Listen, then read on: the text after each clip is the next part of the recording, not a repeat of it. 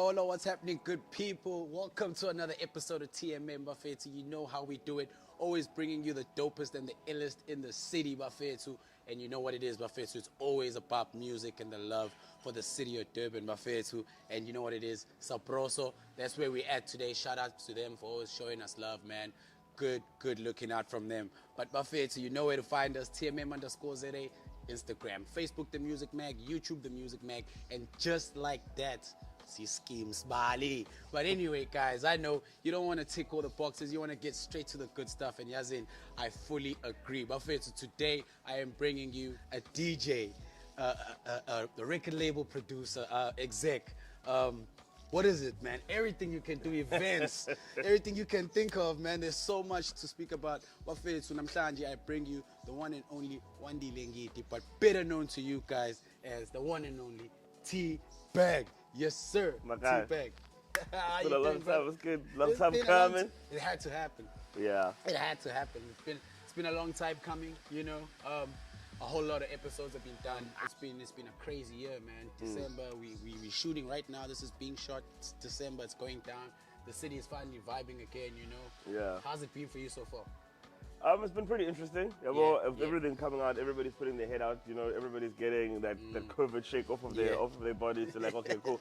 It's back to actual work. You know, the people are coming out again. Which is very interesting to see. The support out there, like from a lot of different places, has been pretty positive. Like, I feel like December started maybe 2 weeks ago even. The way that people were so ready I think we saw T-Bag at the Ciroc Shandis. Definitely, yeah. People are definitely coming out. Exactly that, bro. I was like, oh, okay, cool. No, definitely, man. But you know how it goes down on the show, man. It's really about unpacking and understanding the person behind the artist, you know. So I just want to get started with you and like who's Wandile, where'd you grow up, like Lukshin? Because I was looking for it, well, like here in Durban. Sure. I was looking for it, you know. In my research, I was like, there's nowhere to be found, you know. I'm like, hey, this man is off the radar. Just popped up in the game. You know? No, I was saying, I grew up in New Germany side, New Germany, Pine Town, But before that, I think we were in Maranhili. And then before that, it was the first Loras in Joburg. Oh, snap. So you were born first Loras? No, I was born here. Yeah. Oh, shit. Pingo. Oh, okay. When I was a year old, we moved to the first Loras. Oh, snap. When I was 6, we moved to Maranhili. Yeah. And then ever since then, Oh, so you didn't chop and change too many schools, right? Nah. Even to the point where, like, when I was in second year at varsity, my fam moved back to Joburg, and I'm like, I'm done with that. Nah. Put me in res, and then I'll see where I go from there. Straight up. Stand on your own. It always works for other people, not for other people. Some more than others, some more than others, you know? But yeah, bro, the scene, like when you guys were coming up, man, you came up from a time where hip hop was really going into a scene of transition. You know, what were you listening to back in your days? You know, like when you were on your come up, Usase Pine Town. I don't know if you remember anything when you were 1 year old. Here. I mean, in Floss Rollers, I think one thing I would say that was interesting about what I was listening to at the time was a lot of people were either listening to the East Coast or the West Coast. Yes. And DJ Lamb, I think, were in 2006, 5-6, introduced me to Atlanta, introduced me to the South, and basically started pinpointing like how the South is influencing every rapper from the East Coast has a song with somebody from the South. And it genuinely is the song that I enjoyed the most. So I found myself instead started listening to like the Young Jeezys of the game and those more what you'd find to be listened to now, something closer to trap. So I was interested when trap blew up because I'm like, no, this sounds like the Shorty Lows of the game. This sounds like T-Pro. This sounds like UGK stuff. True. But now it's finally hit the mainstream. But other than that, of course, I went through like the more East Coast than the West Coast. I did, Most Def was one of my favorite rappers at the time. For sure. Classic legend. Pro rhyme for days. For days. And then locally, it was, I think the person that changed the game for a lot of us was Uzabs. Zab's the last letter. Zab's the last letter. He made me realize that there's a production value that has to go into the music. It's not just like the raps and stuff like that. Just jumping onto the mic, dropping a couple of parts. He was different like that. He paid a lot of attention to detail.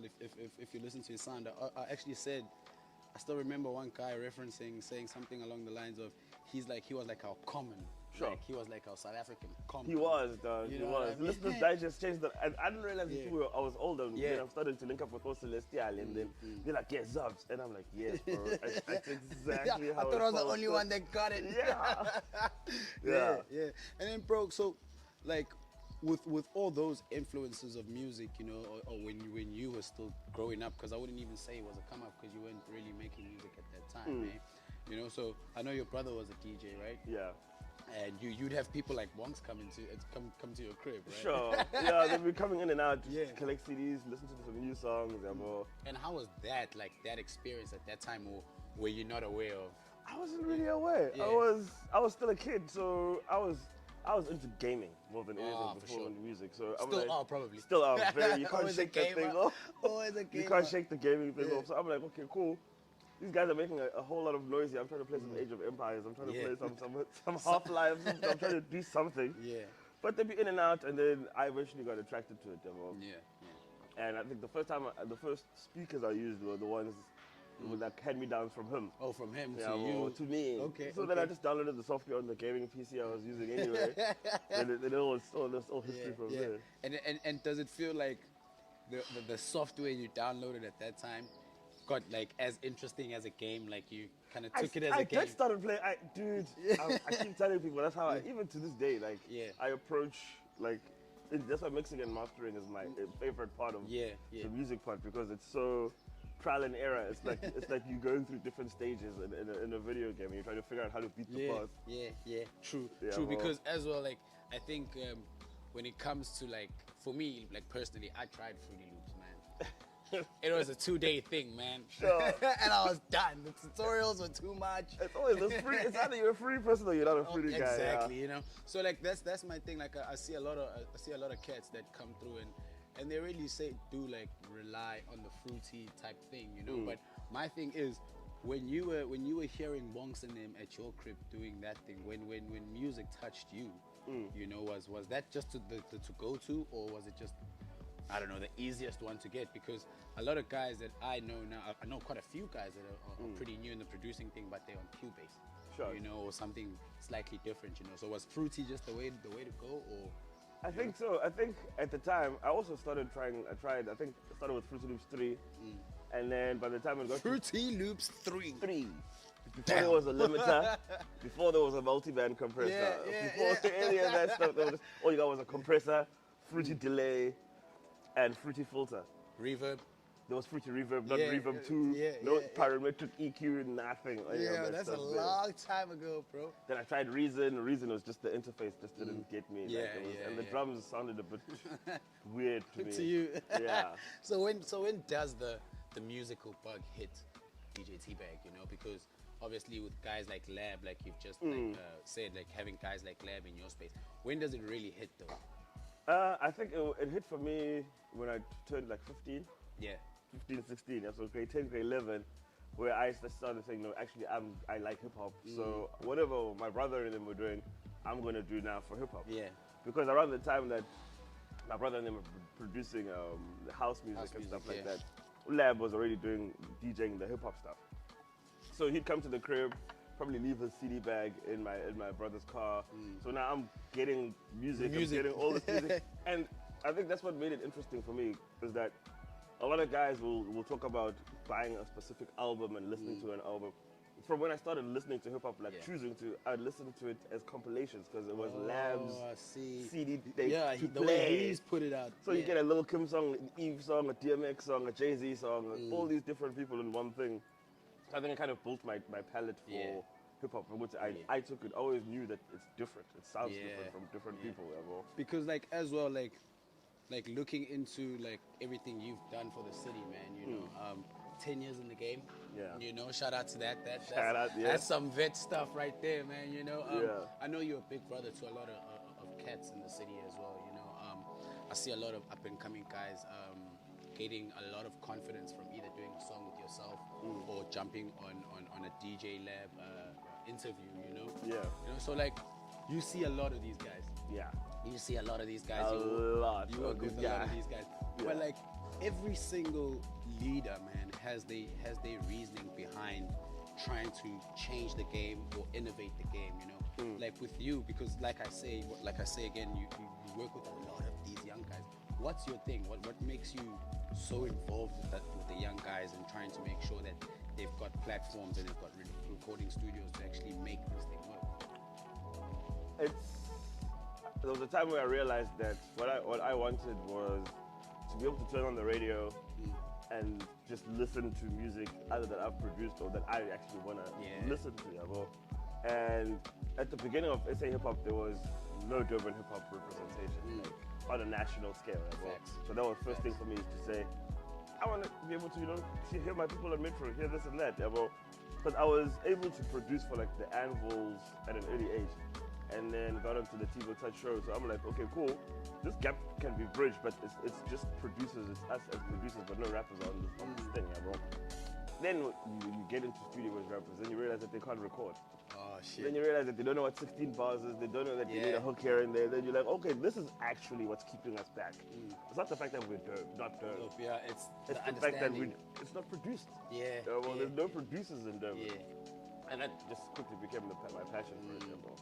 And because like as well, like you're saying, working with people like Tivo Touch, but this is about you, man. So I'm not gonna delve too much into that, why I mentioned that I lost my train of thought was because on the Tivo Touch show, we ended up at number 1 with the Anvil song.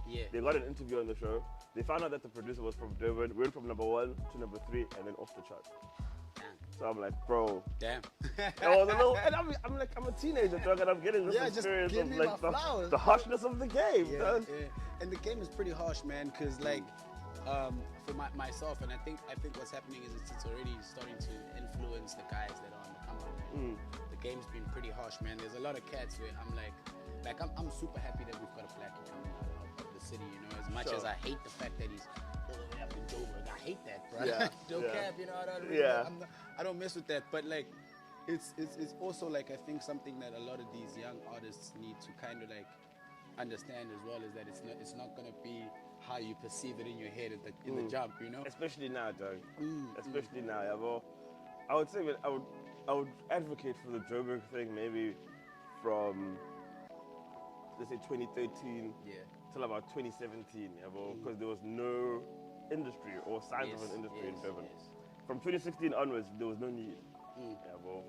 Unless you kind of trying to climb onto the global scale. Try to climb on the global scale and get there. Even there, you get fetched from Durban onto that stage. You don't move there. Like, from even before the Nasties and the Blackies, there was Uzulupo. Uzulupo was fetched by Usipostole from Native Rhythms.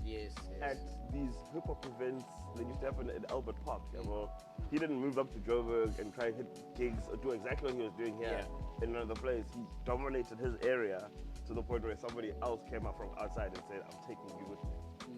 But I hear like I was telling you about a homie Umvelo Kumete who's got his podcast. Yeah, he's doing, man. Yeah, shout out to him, man. Dope work, man. And I was watching an episode and himself and his co-host, man, they were speaking there, and they were speaking about how like we're lacking growth in the city. We're lacking growth. So like I wanna really touch on either culture movement. So you worked on a lot of events, man. You've given us platforms on platforms, But my thing is, like for the culture, like I think I said to you offset, man, how important it is for us to fight for an event like that. You know what I mean? Like if for the culture, what's the idea? What's the baseline and the vision for that particular project? Because I see so many up and coming guys loving the fact that they could easily hit up a T-Bag and T-Bag's like, yo, bro, come through and show us what you got. You know what I mean? Sure. So what's the actual vision with that product? For the culture, it was this generation's version of what I went through. We'd go to Moment of Truth, we would have Hip Hop Gasekai, and there were so many different stages that an unsigned artist could hit, build a name for themselves, and keep hitting based on how dope you were. To build that kind of basically community. Everybody from like this generation is just disjointed. Like those people doing that thing there, this one is doing that thing there, but nothing is really coming together. Because there's no place for those things to come together.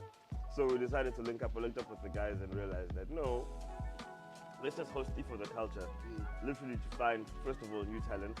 Yeah, but secondly, to get their skills as more of the developed people, like with Celestial and P-Dog, get them going out, testing which songs are working out in the crowd.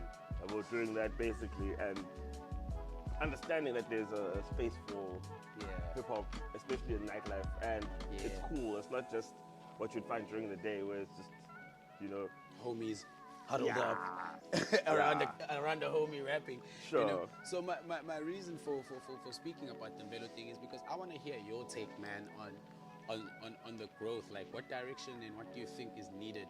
Especially, you know, like T-Bag, like, we say a lot of things, man. You know, we say a lot of things, but sometimes it's very difficult to execute those ideas and bring them to life. You know what I mean? Sure. So like my thing is, I think, and a lot of youngins that are going to be watching this episode would like to hear your take on what you think is holding us back and what we can do to grow. You know, and actually like inspire ourselves instead of waiting for the corporates type of thing. You know? Sure. And there's not a lot is missing from Durban, bro. It's just consistency and discipline. Yeah, well, a lot of the times it's people in Durban are too comfortable with starting again.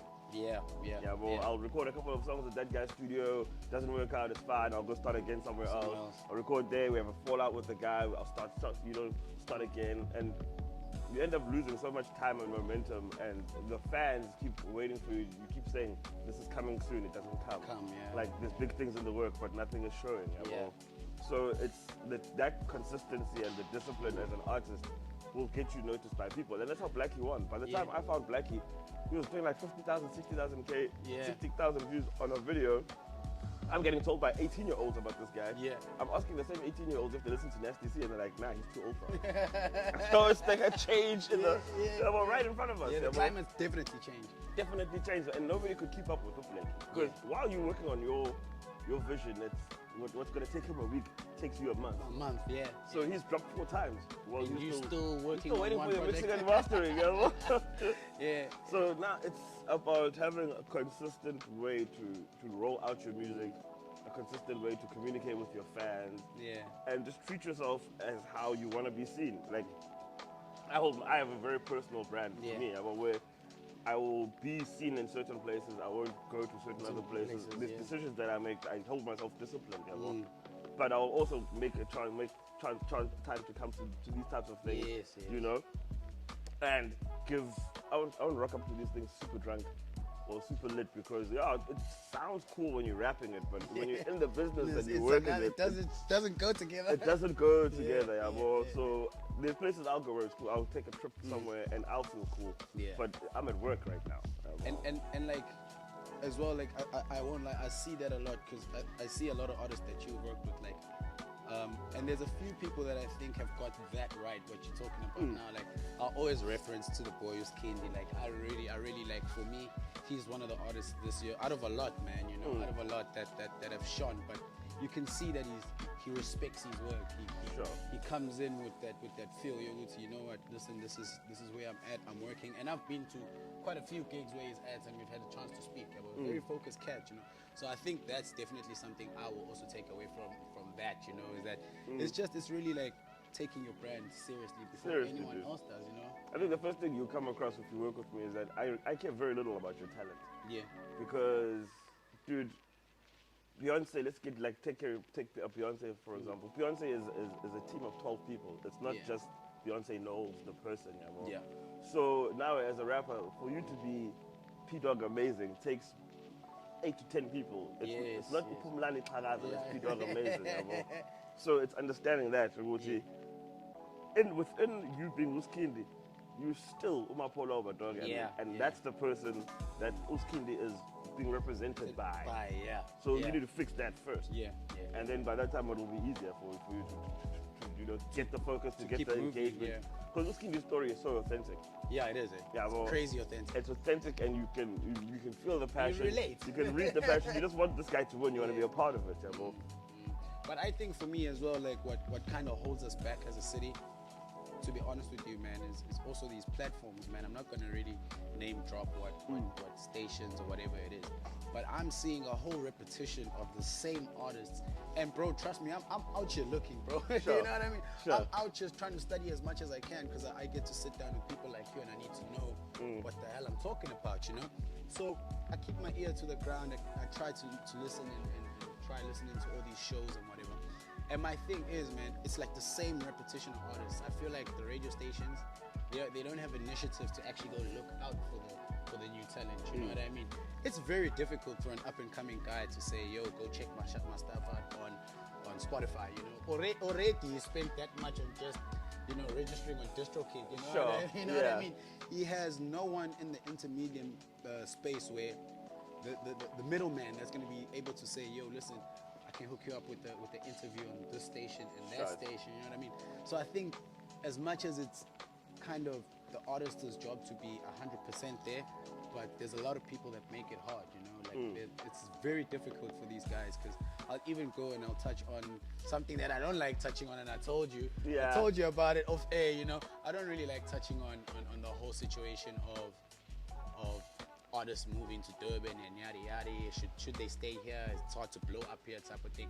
But listen, man, like shows like this and platforms like this, we are advocates for these guys, you know what I mean? We support them to the core, you know.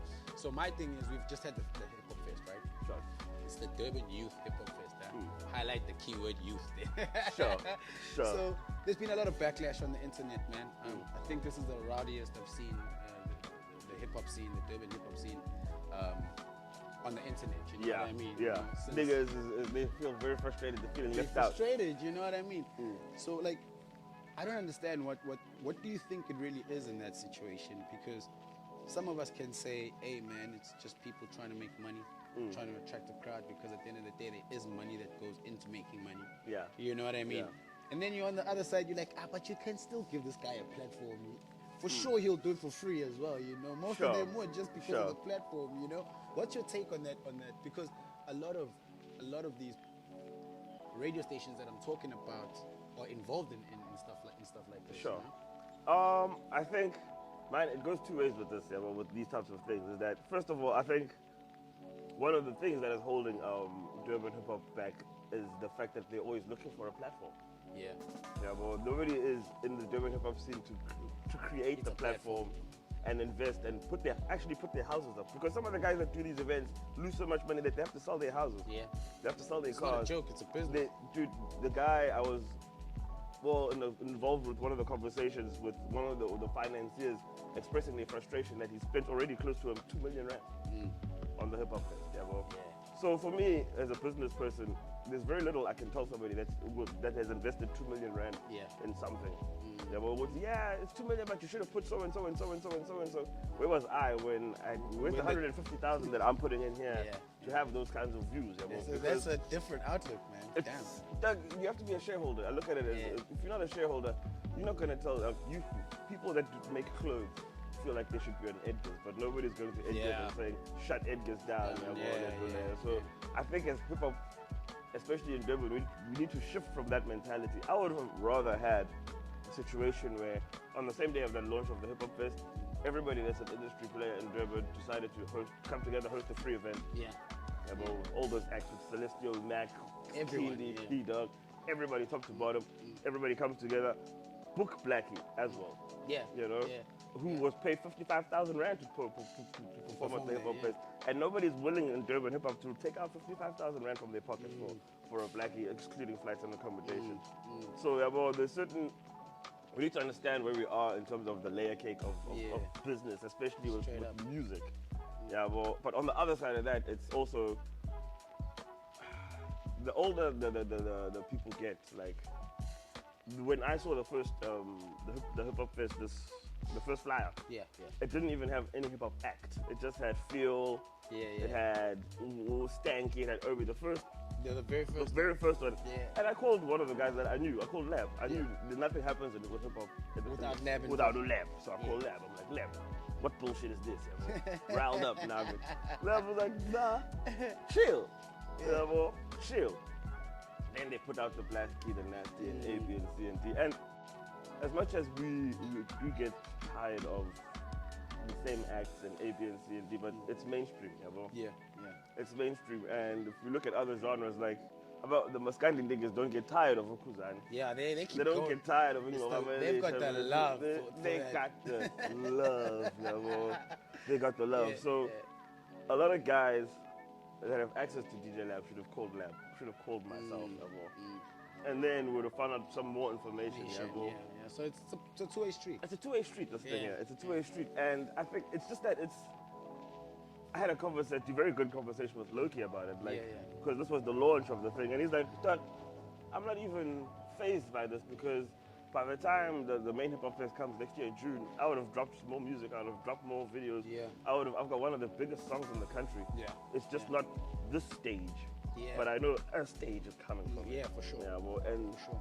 you move different once you have that type of confidence in your business as an artist, not just your talent. How do you not have low-key though? How do you not have low-key? It's those types of things. How do you all not have have those frustrations? I didn't. But my thing is like, okay, cool. As a community, as Chile, it's what's going to happen next. Yeah. Because there are going to be activations next year. Yeah. They're going to have to start pushing the main events. Yeah, well. I still don't get it though, man. Like, listen, man. Like, there's okay, I get it, right? Okay, cool. You didn't put on our up and coming guys. Fine, you've done it. You know. Sure. Loki's not an up and coming. Loki's not an up and coming guy. He's an industry player. Yes. We're not going to play. Bro, I see these homies on TV every day. Sure. You know what I mean? It's not like once in a while, boom, you know, late night. Nah, these homies are prime time during the day type stuff, you know? And somebody that popped here. Yeah, bro. That And popped he here. popped right here. And the thing is, it's like, it feels like the pool is so big that if they keep ignoring it, the dynamic is gonna shift, bro. It will. It'll have to shift because the homies are now tired of knocking on the door. Homies are like, you know what, bro, I'm gonna link up with Lab, I'm gonna link up with P-Dog Amazing, Kulumelo Slim Eco, get a few artists done, get a venue, and we do our own thing. Yeah. You know what I mean? But my thing is how do you not have a Loki? Doug, that's the first thing, Doug. I was surprised when you called me because I'm like, cat, bruh, he's mainstream. He's mainstream, he's from Durban, he's done his thing, you know? But if it's, you know... There'll always be gripes that I have, but I always feel like as a community, we need to always take into understanding that we're looked already on as people that are irrational, that are amanika. Yeah. So now when we start acting niggery, It's like, it's like, oh, Veleg, this is exactly why we didn't want to win. But if we just like, okay, cool, take things with grace. Yeah. We're like, okay, fine, but that's Janela. I'm going to launch Hip Hop Fest or the launch or whatever. Yeah. Go do our subcategories, go do our small events. Yeah. But mainly, every artist should take away to say, nah, this opportunity missed me, but there's no way in hell that I will not be undeniable next year when they need to choose the main stage for the main stage, because that's what's gonna matter. Because we're gonna be next to an international act. It's crazy, man. That's the big boy league right there. Yeah, that's the big boy league. But as well, bro, you know, enough with that hip hop fest. We done. Sure. What you gotta do is listen, man. It's not bashing the event or anything. I think it's time to go back to the drawing board, hear what the people have to say. You know, take that into consideration, and maybe we can all one day come together and say the hip hop fest was amazing. You know what I mean? We've been together, you know. Because one thing that was crazy is when I was DJing, I had my times moved because things were just crazy, and I ended up playing at night. I was supposed to play in Mean, and while I'm playing, this guy, a fan, sees Celestial Mike next to me, and he's like, "How dog? Etegwini, you know, like it didn't make sense to him that Celestial Mike is not performing Etegwini, which is one of the biggest songs of the year, at the hip hop fest, bro." So during my set, I give Celestial the mic. I'm like, "Bro, come on stage." I saw Celestial, and in my head, I was like, "How much you complaining?" But now that makes sense why he was there. So he wasn't on the lineup. He was on the lineup. To perform a Mini. Him and Prezi. Yes. And I think that is something that those people took into consideration after the outrage, of the community, the whole thing, and then they put them on, and I think that's where it should have ended. The outrage from the community should have said, okay, cool, we did something, and they listened, okay, cool, and now we're just gonna watch them, we're gonna guard them, and for the future, because they'll include me more because it's a political move. Yeah. They'll include Lab more because it's a political move. They have to. They need the people on the ground. But now I can't now be saying, okay, cool, put this guy, and then we go into the track record, and these people have been shitting on the same event. Yeah. Like for months on end.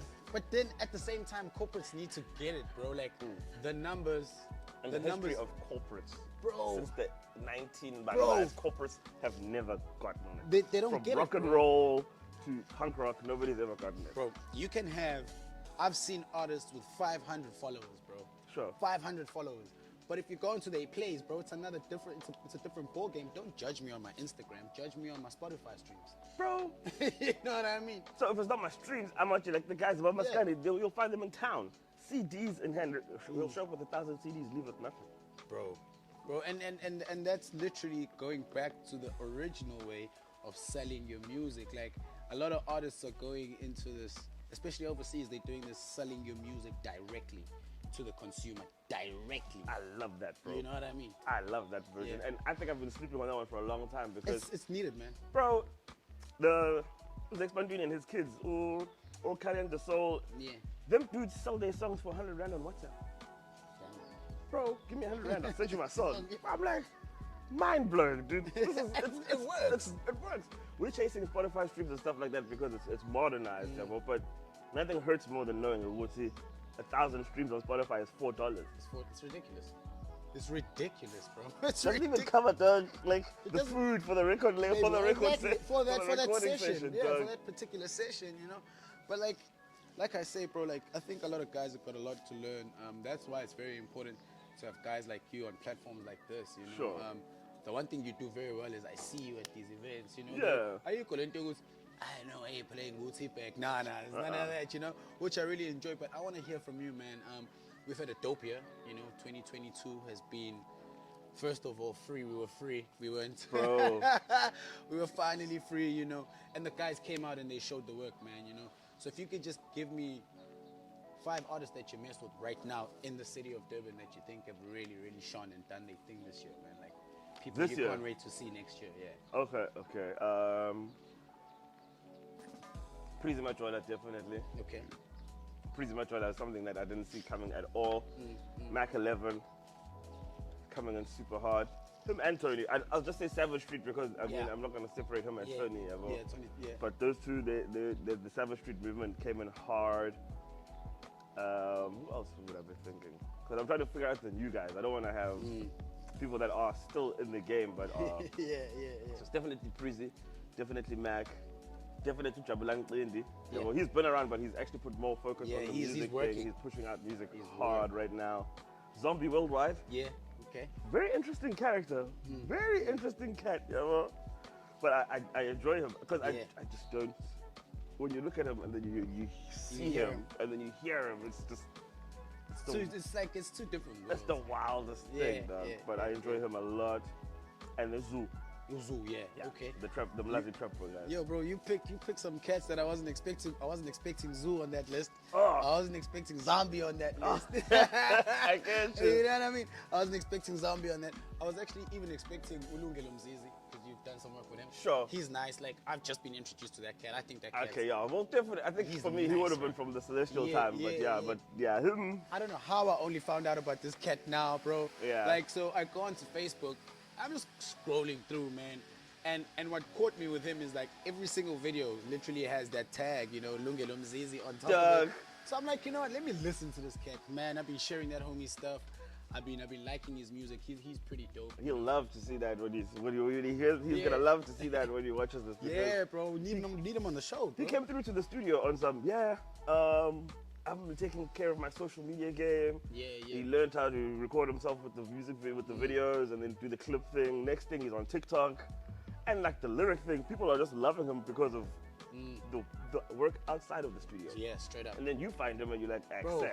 I was like, how is this guy not even? Because you know what, you have your catalog. That's why we need to find a way to break down this who's the hottest in the city thing. It's gonna be incredible though, because you're like, okay, cool, I see his streams, but on the streets though. Yeah. I see the streets, but on the sales though, what's going on? What's going on, you know? With the moves. Because bro, like I feel like there's a lot of dope cats. I like Zoo. I think Zoo's dope. He's got that proper Mlazi feel. He's really like mixed it up with a bit of that trap, you know. Sure. I enjoyed that. I'm enjoying Coombs and Slim Ego. Sure. I like what they've done with Dracula and them. P-Dog, I think P-Dog is becoming a big brother to all these cats as well. Definitely. I'm noticing that with P-Dog, you know. So like the game's got a whole lot of these cats, bro. Like Esapesha, we didn't even include Esapesha. You know what I mean? You know what I mean? So like my thing is now, you know, we're going into the following year, bro. You know, you've got a lot of music with cats, you know. But I just want to find out about T-Bag. What's T-Bag's move? 2023, you know, I know you've got music on music on music on music. You know, you've recorded with a lot of artists. Anything in specific that's dropping? Yeah, well, definitely dropping more music. I think for the past 2.5 to 3 years, I've just been focusing more on the boardroom side of the game. Trying to figure out where now you have a P-Dog. Okay, cool. There's no money in streaming, so where are we getting money from music? Where are we gonna put him in? Ads, TV, film, and stuff like that. So I've been really focusing on that situation, and it started bearing fruit, I think, at the beginning of this year, last year as well, where I was able to place music from Durban into these shows, and one of the shows was either Wifey. The guy's called the person that I work with, and some other guys from Durban, from the Afrotainment camp, to say, hey, dog, we're hearing all this music on the Wi-Fi, and we can hear that it's from Durban. Like, how the hell is it getting it on here? How A, B, and C, and D is it working, That calls me back and tells me he's laughing. He's just like, nah. Me, I'm with you, he messes with our partnership. So he knows that if he's coming to me, he's going to get well-produced music that is well-administered. He won't have to go keep asking for whose name did that, whose name did this, who's everything that. is there. Everything is packaged to make his life convenient for us, to make us money later on. So I think But I think that's what they do, though. I think that's what these big guys do. They don't want to hassle. They want to hassle. They know you dope. They love you, but you don't even know who made your beat. You don't know what the name of the sample is. You don't know who owns what of the song. And it happened with us, Chad and Music on my witnesses, bro. I'm not gonna name, you know, the corporation, but we did the July, right? And we gotta obviously sit with Fresh and Mosquito. Yeah. And one of the boys gets a message or a phone call. I can't remember what it was, but it's this major like company asking us for DJ Fresh's number. Sure. You know what I mean? Sure. And I'm like, and I got a bone to pick with y'all. I'm like, y'all ain't even hit us up for an interview to find out what TMM is about, and you want a number. You know what I mean? So a lot of these guys as well, I think they mess with the up and coming guys, man. They mess with the guys' emotions and the guys' way of working. You know what I mean? Because they came through and asked you guys that, but they won't come through and be like, yo, listen, okay, we've just told you the music's dope. Let's give this guy a shot. Let me put him in the studio with the so and so. You know what I mean? They want the convenience without the risk. Exactly. You know what I mean? Which is pretty fucked up if you think about it. It's crazy, bro. It's crazy. Like even like with the performances, man, with the events, dog. It's just like who the hell is finding these acts? You know what I mean? Who's actually, you know, putting it together? But like I said, it's not something we want to, you know, stick to. But there is something that I think needs to be answered. There's a question that needs to be answered, bro. Yeah. What the hell happened with Maliningi Records? Please tell me what happened, man. Because we were so excited, man. Yo, we're playing with our emotions, man. Maliningi was probably like one of the best things to ever happen to the city, dog, in terms of moving the culture forward, bro. Like, we basically, the guy that was the funder, the primary financer, just started stealing money from the company at such an early part of the thing. Yeah. And he was just falling back on some of the promises he had made, And it was cool at the beginning because you understand that, you have to build this person's trust. And going back to the conversation that I had, if you have somebody taking out money from their pocket that has nothing to do with hip hop, but is also not seeing something now, So basically, the biggest fuck up was that he had initially agreed to an investment of a year before, and then within 4 months now you're trying to see returns, and I'm like, but that's not what we had discussed. It's not viable. But the crazy thing is, even with those 4 months, because of how everything was moving, there were so many people ready to give us money for things that we never even thought about. I think for the virtual tour, through a couple of guys that we work with, we got sponsorship for advertising from Kaka CFM. It's not money in the bank, but it's something that we would have had to pay for. And I'm talking about up to 200,000 rands worth of advertising. We did a song for Mr. Price. We did a Hollywood bet song within the first year of us being operational. So it was the money fucked it up after that, and then obviously from there, the emotional side, niggas were just like, Yeah, I got not it. this again. Yeah, because like everyone, there was a lot of things going on, and that's why I agree with you when you say that was very important for the city. You know what I mean? Because there was a lot of things that started going around. It's like, okay, so and so didn't get along with so and so. This is, you know what I mean? But the craziest thing was, I think what got people like awakened was the whole scenario of like, esapesheya awuthibheka ngisamboni. Sure. Uyayibona ngisamboni ucelestial zishaphi uyabona, is there a beef, you know? So that's Yeah. why it had to be clarified, man. But I do agree, it was something the city needed, you know. It wasn't a beef. It was, and another thing that you always get with working with artists that I realize, I understand, it's part and parcel, is that everybody has their own idea of where they're going, yeah, bro. But very few of us have actually walked the Yeah. journey of taking an artist Yeah. from where they are to a Nasty C's level, yeah, bro. So there's things they'll overlook, and it's easier to get them moving along when there is money being put into their pockets, Yeah. when they can see some sort of movement. They'll also put in that effort. Their yeah. effort to say, okay, cool, I didn't think this would be the way for me, but because things are moving forward and things I'll work. I'll work and I'll see. work. It's like it happens with everybody. With everybody, dog. With everybody. Yeah, Yeah. nobody would still be at their job if we didn't get paid. Yeah, yeah, bro. yeah. Because like as well, like there's like we were talking about these guys that are coming up. I really want to ask you something that I think is happening. I heard a song by O2, man. I forgot what the song was, but it was very Afrobeat like. Sure. You know. And then obviously I work very closely with Baba Asim, but he's got like okay, that guy can make anything. Yeah, he makes I'll that guy tell you makes he can make anything. I anything. promise you that guy can He make makes anything. anything, you that know? dude. But he's got like when it comes to his hip hop style, he's got an element that's very like, his voice gives you a Maskandi feel. Definitely. But his content is very logish, you know what I mean? Sure. And then like I said, O2 did this song that was very like Kid Afrobeatish, you know? So I want to ask you, man, like, do you think we are now starting to understand that even as an up-and-coming artist, you can still do these things that Kid is doing, that Yeah. Davido is doing? Because when I dabbled a lot in hip-hop, it was more of, okay, we're going the Eminem route, you know what I mean? The classic hip-hop stuff, yeah. If you're an underground artist, you're going this one direction. But I see a lot of guys, even the girls with the R&B, you know, like the R&B is shifting. How important is it for the city to have that versatility in our catalog?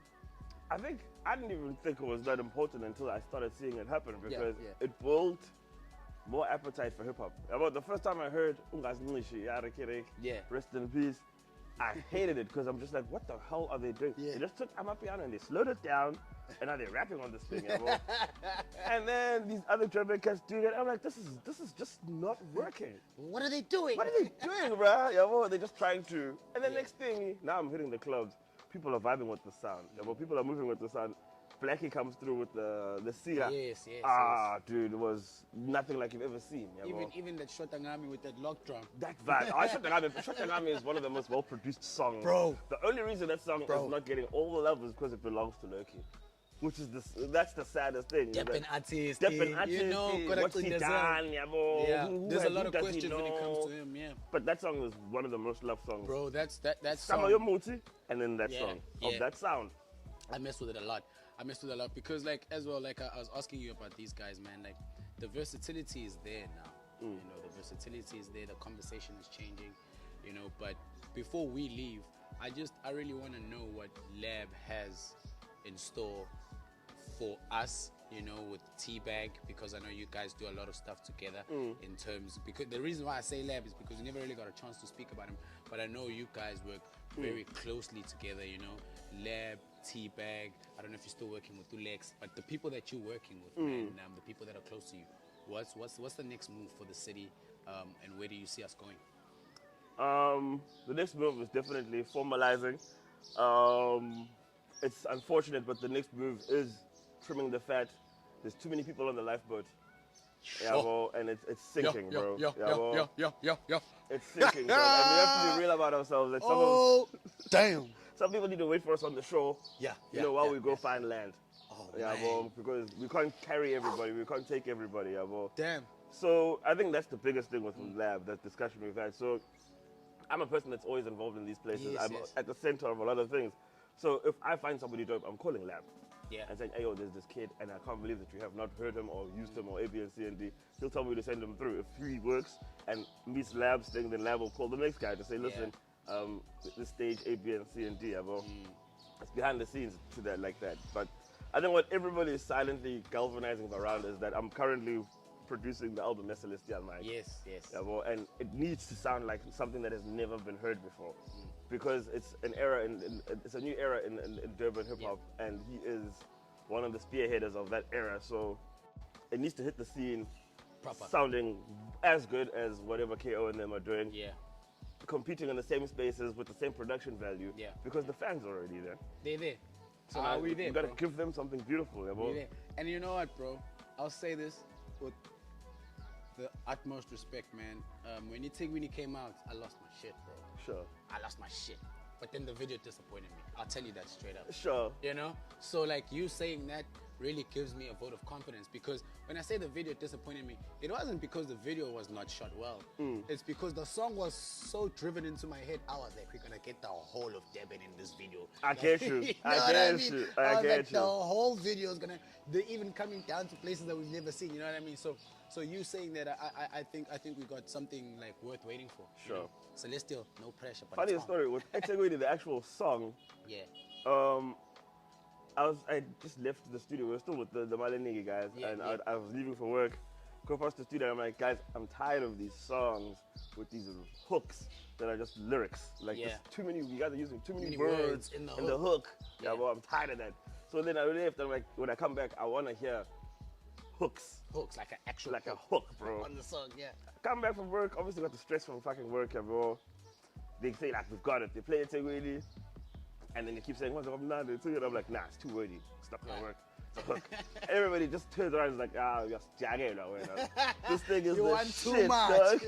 You want too much. Not even an hour later, I'll go back into the studio. I'm like, nah, dog, you guys were correct. I've been singing this the whole time I was at my place. Bro, it's such a vibe. It's incredible, bro. And it just really like re-emphasizes how much talent we got. But like, you know, we run out of time, man. But I really just want to say, man, I really, really appreciate everything you do for the city. Sure. I'm definitely one of the guys that have benefited from the things that you guys have done for the hip-hop movement, for the entertainment scene, you know, that doesn't really get shown to the mainstream people, you know, man. So I wish you nothing but the best, all the best, you know. Sure, man. Can't wait for Celestial's album. Can't wait for 2023 to see what's happening, man. And yeah, but please do what you do, what you've done for us to the next, you know. 100%, we really, bro. really appreciate it. And Buffet too, it's the boy T-Bag. He's gonna tell you where you can find him. He's gonna say whatever he's got to say to you. But I mean, I'm he's on the next episode. T-Bag, these peoples is yours. Dr. Machi. Yeah, as I said, it's T-Bag. You can catch me as T-Bag CC on Instagram, T-Bag CC on Twitter, Wandile Vulindlela, T-Bag Giti on Facebook. Yes, sir. And I think my parting words will be the slogan for Cultured Chaos Entertainment, which is my company. It's passion, perseverance, prosperity. Yes, sir. Yeah. Yes, sir. Yes, sir. Thank you. So, guys. Bro, I appreciate it, man. Fucking amazing, I bro. appreciate you so much, man. Dude.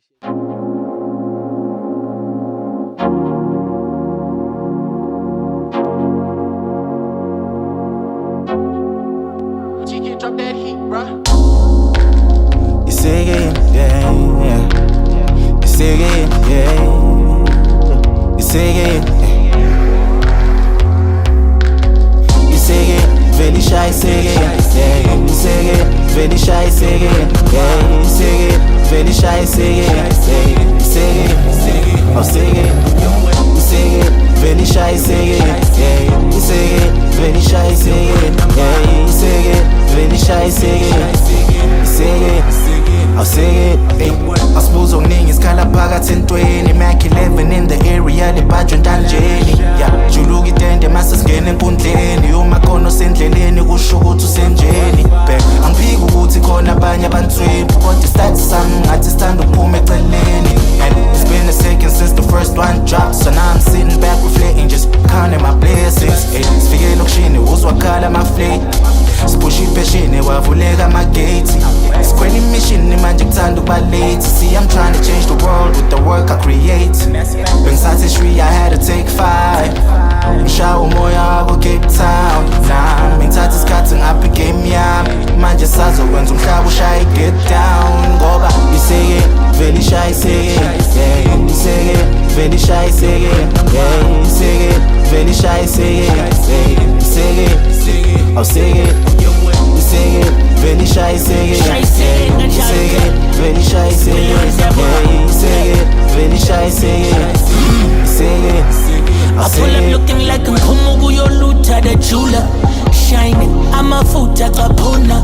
Gliding, ngisho pretty at Jabula. Shine go me and this movement, let's focus cooler. I'm one turn away from the tippy top. Shotty make the kitty drop. Come and make them give it up. She might feel away if I make it stop. So I tell them, so shy is again, next time they set it up. But I call them again, if I'm shy, I'm a player, I'm this cat, so I'm being shy again. Plum analysis, but Peluchane Pepe, Nimpandalo, you can kayak classic, try you pegeni, oh, and pege, New Hulumania, need to the lane, and Kulumania, coast to coast, and bang, need to the penny, Maras, British Coopers, Caffle, and Michelin, Ningalushali say it, very shy say it, very shy say it, yeah, say it, very shy say it, say it, I'll say it, say it. Very shy, say it, yeah. Say it, very shy, say it, yeah. Say it, very shy, say it, say it, I'll say it. Dialogue the governing, si panda, aspile, dialogue, exeni, emini, epsu, dialogue the governing. Panda, as people die,